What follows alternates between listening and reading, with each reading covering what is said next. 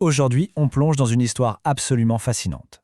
Une histoire où une utopie parfaite se transforme en la pire des dictatures et où les héros libérateurs deviennent eux-mêmes des tyrans. C'est un des récits les plus puissants jamais écrits. Tout part de cette question, une question qui fait froid dans le dos.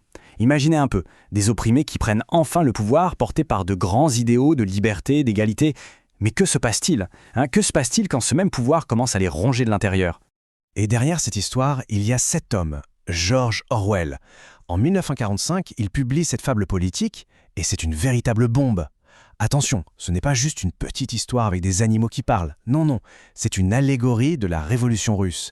Et surtout, un avertissement universel sur la façon dont les plus belles révolutions peuvent être trahies. Allez, on commence par le début. Première partie, la promesse d'un rêve. On est à la ferme du manoir. L'ambiance, c'est la misère noire. Le patron, Mr. Jones, est un fermier complètement négligent, souvent ivre.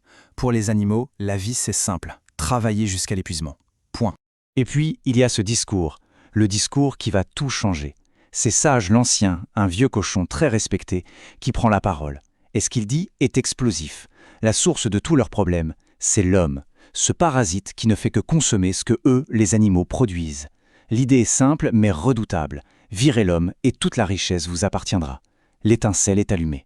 Alors, qui sont les personnages clés dans cette histoire? On a Singe l'Ancien, le visionnaire, il y a Malabar, ce cheval de trait d'une force incroyable, et surtout d'une loyauté à toute épreuve. Benjamin, l'âne un peu cynique, celui qui a tout vu et qui ne croit plus en rien. Et puis il y a les deux cochons qui vont prendre la suite. Boule de Neige, l'idéaliste, le brillant orateur, et Napoléon, plus silencieux, calculateur et carrément impitoyable.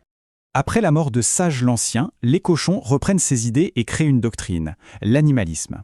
Pour que tout soit clair, ils peignent les règles sur le mur de la grange. Ce sont les 7 commandements, des lois sacrées, intouchables. Et la plus importante, la clé de tout, c'est la dernière. Tous les animaux sont égaux. C'est la base de leur nouvelle société. On passe à la deuxième partie, la révolution en marche.